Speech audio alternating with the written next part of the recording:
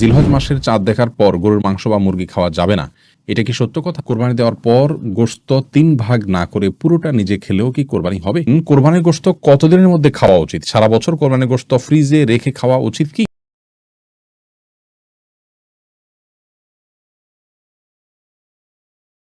মৃত ব্যক্তির পক্ষ থেকে কোরবানি করা যাবে কিনা, সেই গোশত বন্টনের পদ্ধতি কি? গরুকে জবাই করার সময় নাম নেওয়া আবশ্যক নাই। গরু ছাগলের বট খাওয়া কি যায়? রাসূলুল্লাহ সাল্লাল্লাহু আলাইহি ওয়াসাল্লামের পক্ষ থেকে কি কোরবানি দেওয়া যাবে? কোরবানির পশু জবে করার পর পেটে বাচ্চা পাওয়া গেলে করণীয়। তামান্না আফরোজ জানতে চেয়েছেন, রাসূলুল্লাহ সাল্লাল্লাহু আলাইহি ওয়াসাল্লামের পক্ষ থেকে কি কোরবানি দেওয়া যাবে? রাসূলুল্লাহ সাল্লাল্লাহু আলাইহি ওয়াসাল্লামের পক্ষ থেকে কোরবানি দেওয়া যাবে, যেমনটি আলী রাদিয়াল্লাহু তাআলা আনহু দিতেন। বাইহাকী সহ বিভিন্ন হাদিসের কিতাবে বর্ণিত হয়েছে যে নবী করিম সাল্লাল্লাহু আলাইহি ওয়াসাল্লামের ওফাতের পরে তিনি কোরবানি দিতেন এবং তিনি বলেছেন যে নবী সাল্লাল্লাহু আলাইহি ওয়াসাল্লাম আমাকে ওসিয়ত করেছেন, অতএব তার পক্ষ থেকে কোরবানি দেওয়া যাবে। সাইদুল ইসলাম জানতে চেয়েছেন, আকিকার পশু জবেহ না করে মূল্য একজনকে দিলে কি হবে? না, আকিকার পশু, কোরবানির পশু এগুলো জবেহ ছাড়া মূল্য পরিশোধ করলে হবে না, কারণ এখানে জবেহ করাটা উদ্দেশ্য এবং এটাই মূল।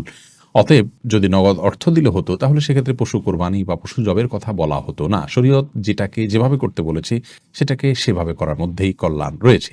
ডক্টর আপনাকে ঔষধ সেবন করতে বলেছে, আপনি ওষুধ সেবন না করে সে টাকাটা গরিব দুঃখীকে দান করে দিলেন, তাহলে তো আপনার রোগ নিরাময় আপনি এর মাধ্যমে আশা করতে পারেন না। আপনি তো মানে ওষুধ সেবন করার চাইতে আরো উত্তম কাজ করলেন। অতএব যে কাজের জন্য যেটি করতে হবে সেটি আমাদের করতে হবে, অন্য কোনো পদ্ধতিতে গেলে সেটি আদায় হবে না।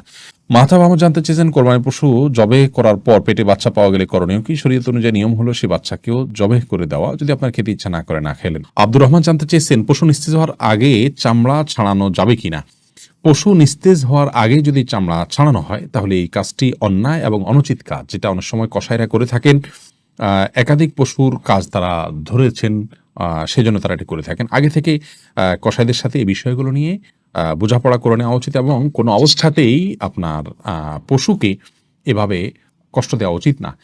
অকারণে পশুর প্রতি অমানবিক আচরণ করা ইসলাম শরীয়তের দৃষ্টিকোণ থেকে গুনাহের কথা। আল্লাহ রাব্বুল আলামিন প্রত্যেক পশুর প্রতি, সবকিছুর প্রতি আমাদেরকে ইহসান করার নির্দেশ করেছেন। এমনকি যখন জবাই করব তিনি বলেছেন, ওয়াইদা যাবাহতুম ফাহসিনু যিবহাতা, জবাই করলে জবাইকৃত পশুর প্রতিও তোমরা ইহসান করবে এবং ছুরিকে ভালো করে ধার দিয়ে নিবে, যাতে করে অহেতুক তাকে বেশি সময় ধরে পচাতে না হয়। সেখানে পশুর প্রাণ বাহির আগে থেকে চামড়া ছেলা শুরু করা, রগ কাটা, এগুলো অত্যন্ত গর্হিত কাজ, এটা অনেকেই করে থাকেন। আমরা যথাসম্ভব নিজের জায়গা থেকে সাবধান থাকবো ইনশাআল্লাহ বিইذনিল্লাহ।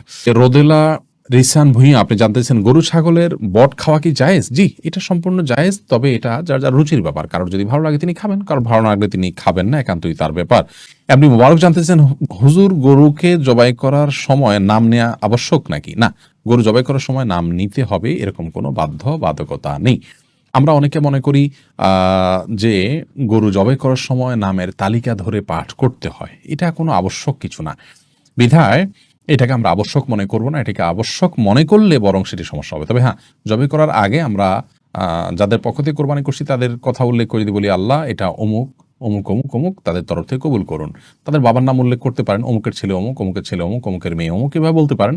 আর না হলে শুধু নাম বললে হবে যে অমুক অমুকের তরফ থেকে আল্লাহ তাআলা এই পশু আপনি কোরবানি হিসাবে কবুল করে নিন। এরপরে বিসমিল্লাহি আল্লাহু আকবার আল্লাহুম্মা মিনকা ওয়া লাক বলে আপনি জবাই করবেন।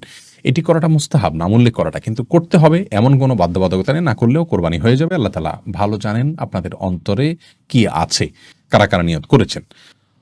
অতএব সেটি অসুবিধা হবে না। আরাফাত ইসলাম জানতে চেয়েছেন, মৃত ব্যক্তির পক্ষ থেকে কোরবানি করা যাবে কিনা, সেই গোশত বন্টনের পদ্ধতি কি?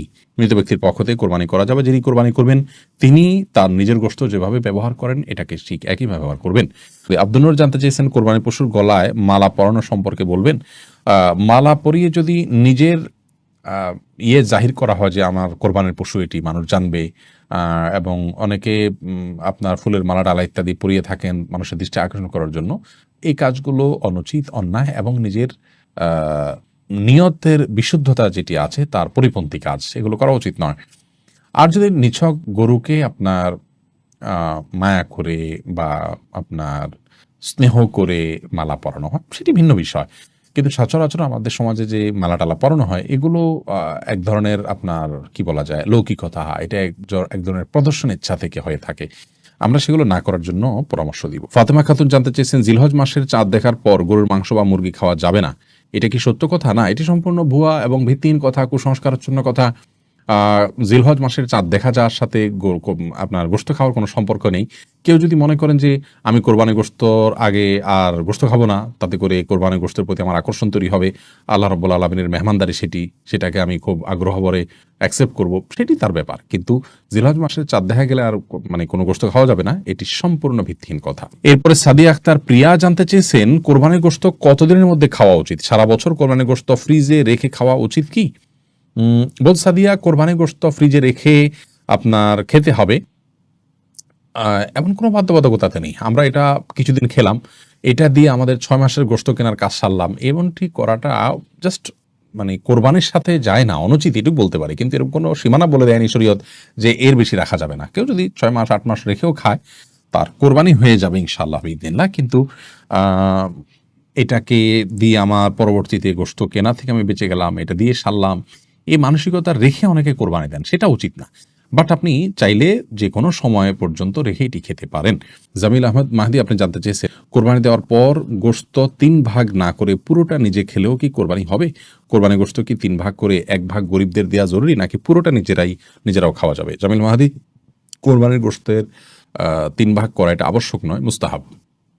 আল্লাহ রাব্বুল আলামিন কোরআন কারিমে যেহেতু ৩টা শ্রেণীর কথা বলেছেন, ফাকুলু মিনহা ওয়া আত'আমুল কানিআ ওয়াল মু'তাররা, অন্য আয়াতে আল্লাহ বলেছেন ফাকুলু মিনহা ওয়া আত'আমুল বাঈসাল ফাকির। তো এই নির্দেশনাগুলো থেকে বোঝা যায় যে আল্লাহ রাব্বুল আলামিন ৩টা শ্রেণীতে আমাদেরকে আপনার কোরবানি গোশতকে বন্টন করার জন্য নির্দেশনা দিয়েছেন, কিন্তু এটি কোনো আবশ্যিক নির্দেশ নয়। যার কারণে কেউ যদি এটাতে একটু হেরফের করেন, যেমন নিজে একটু বেশি রাখলেন, গরিবকে একটু কম দিলেন, অথবা গরিবকে একটু বেশি দিলেন, নিজে কম রাখলেন, অথবা সবগুলো গরিবকে দিয়ে দিলেন বা প্রতিবেশীকে দিয়ে দিলেন, তাতে কোরবানি হয়ে যাবে। একটু হেরফের করলেও কোরবানি হয়ে যাবে। এটার সাথে কোরবানি শুদ্ধ অশুদ্ধ হওয়ার বিষয়টি আসলে নির্ভর করে না, আমরা এটাকে যতটা খুব সিরিয়াসলি দেখি।